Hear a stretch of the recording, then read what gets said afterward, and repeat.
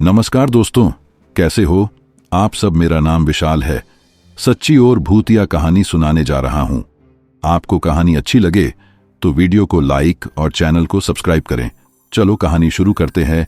शिवपुर गांव अपनी हरियाली और शांत वातावरण के लिए जाना जाता था, लेकिन उस शांति के बीच एक जगह ऐसी थी जहां कोई जाने की हिम्मत नहीं करता था। कालसर्प कुंड। कहते हैं वहां रात को सांपों की फुफकार सुनाई देती है और कोई भी जो उस कुंड में झांकता है कुछ दिनों के भीतर मर जाता है। पिछले महीने से गांव में अजीब घटनाएं होने लगी थीं। पहले रामचरण का बेटा खो गया, फिर हरदास की बहू और कल ही गोविंद पंडित का भतीजा। सबकी मौतें एक जैसी थीं। शरीर पर सांप के काटने के निशान, लेकिन जहर का कोई असर नहीं। डॉक्टर ने कहा यह सामान्य सांप के काटने से नहीं मरा। शाम ढल रही थी और गांव के चौपाल पर चर्चा गर्म थी। रामसखा, ये सब कालसर्प कुंड का ही असर है, बूढ़े पंडित ने कहा। तू फिर अपनी पंडिताई शुरू कर दी, हरदास चिल्लाया। सांप भूत कुछ नहीं होते, ये सब मनगढ़ंत बातें हैं। लेकिन तभी एक और आवाज आई, अगर ये सब झूठ है तो फिर हर मौत उसी कुंड के पास क्यों होती है। सब चुप हो गए। हवा में ठंडक थी, पर सबके शरीर पर पसीना छलक आया था। इसी बीच गांव में एक नया आदमी आया, अद्वैत शर्मा, शहर का पत्रकार। वो शिवपुर में किसी पुराने रहस्य पर डॉक्यूमेंट्री बनाने आया था। उसने सब बातें सुनी और बोला, अगर ये सब सच है तो कल मैं खुद उस कुंड तक जाऊंगा। गांव वाले हक्के बक्के रह गए। बाबा भोलेनाथ की कसम, ऐसा मत करना बेटा, बूढ़े पंडित ने कहा। वो कुंड शापित है। लेकिन अद्वैत मुस्कुराया। सच का पता डर कर नहीं, जाकर लगाया जाता है। रात गहराने लगी। आसमान में बादल घिर आए और कालसर्प कुंड के पास कहीं दूर से किसी के फुफकारने की आवाज आई। शिवपुर का शाप अब जाग चुका है। अगली सुबह अद्वैत अपनी कैमरा टीम के साथ गांव से बाहर निकला। उनके साथ गांव का एक लड़का भी था, गोपाल, जो उसे रास्ता दिखाने आया था। रास्ता घने पेड़ों के बीच से होकर जाता था। चारों ओर सन्नाटा, बस पेड़ों पर बैठे काऊ की आवाजें। भैया, लोग कहते हैं यहां रात में सर्प मानव दिखता है, गोपाल बोला। अद्वैत हंस पड़ा। सर्प मानव नहीं, शायद कोई डाकू या झूठी कहानी होगी। लेकिन जैसे जैसे वे आगे बढ़े, हवा में एक सड़ांत की गंध फैलने लगी। ये कैसी बदबू है? अद्वैत ने पूछा। कुंड के पास जैसे जैसे जाओगे गंध बढ़ती जाएगी, गोपाल बोला। थोड़ी देर बाद वे एक खुली जगह पहुंचे। वहां बीचों बीच एक पुराना कुंड था, जिसकी पानी काला और स्थिर था, जैसे कोई जीवित चीज सो रही हो। कुंड के चारों ओर पुराने नागमूर्तियां और झाड़ फूंक के अवशेष पड़े थे। अद्वैत ने कैमरा ऑन किया। यह है शिवपुर का कालसर्प कुंड, जहां जाने की मनाही है। कहते हैं यहां नागराज कालेश्वर की आत्मा निवास करती है। तभी कैमरे की स्क्रीन हिलने लगी। अचानक कुंड के पानी में लहरें उठीं। क्या यह हवा है? अद्वैत बोला। गोपाल डरकर पीछे हट गया। भैया, अब चलिए। लेकिन अद्वैत आगे झुका और कुंड के अंदर झांकने लगा। एक पल के लिए पानी शांत हुआ। फिर भीतर से दो चमकती आंखें दिखाई दीं, जैसे कोई विशाल सर्प नीचे से उसे घूर रहा हो। अद्वैत चीख पड़ा, हे भगवान! गोपाल भाग गया और अगले ही पल कैमरे की स्क्रीन काली हो गई। अगले दिन गांव में अफरा तफरी मच गई। गोपाल अकेला लौटा था। उसका शरीर कांप रहा था। सर साहब को कुंड ने निगल लिया। गांव वाले इकट्ठा हुए।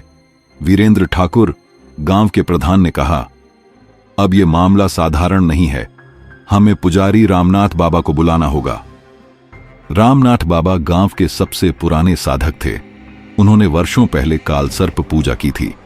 जब वे आए तो बोले, मैं जानता था एक दिन ये कुंड फिर जागेगा।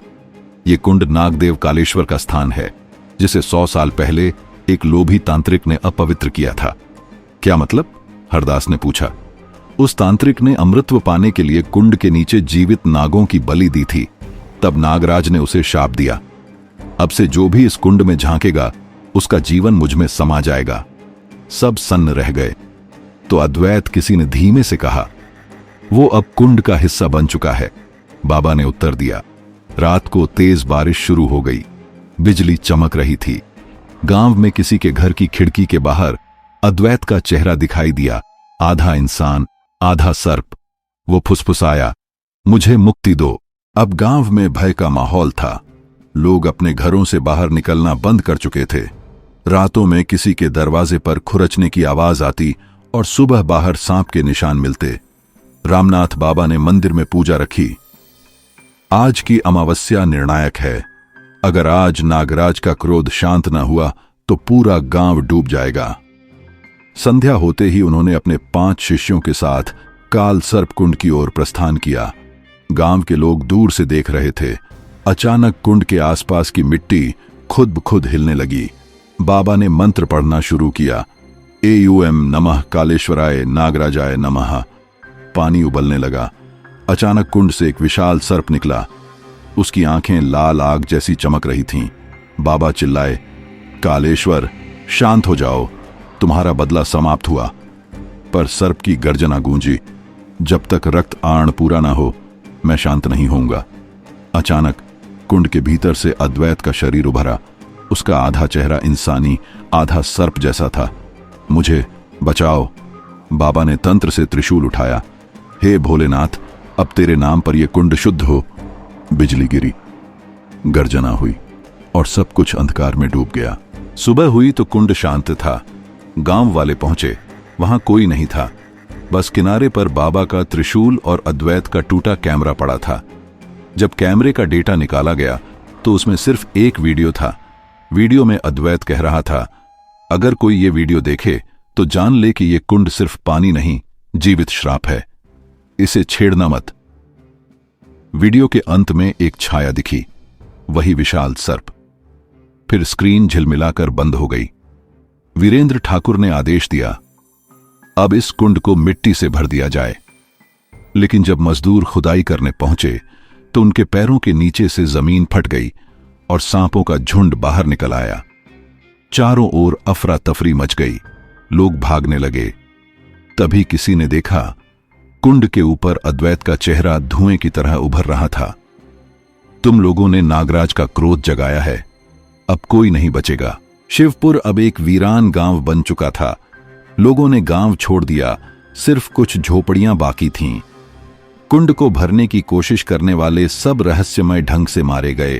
कहते हैं हर अमावस्या को कुंड के पास से फुफकारने की आवाजें आती हैं, कभी अद्वैत की, कभी बाबा की। और कुंड का पानी अब भी काला है, जैसे किसी आत्मा का आईना हो। एक दिन कई सालों बाद कुछ कॉलेज के छात्र एडवेंचर के लिए वहां पहुंचे। उनमें से एक ने पानी में झांका और बोला, अरे मुझे नीचे कुछ दिखाई दे रहा है। बाकी दोस्तों ने झांक कर देखा। नीचे कोई इंसान था जो मुस्कुरा रहा था। धीरे धीरे वह ऊपर आया और बोला, स्वागत है कालसर्प कुंड में। पानी उफना, चीखें गूंजी और शिवपुर फिर से मौन हो गया।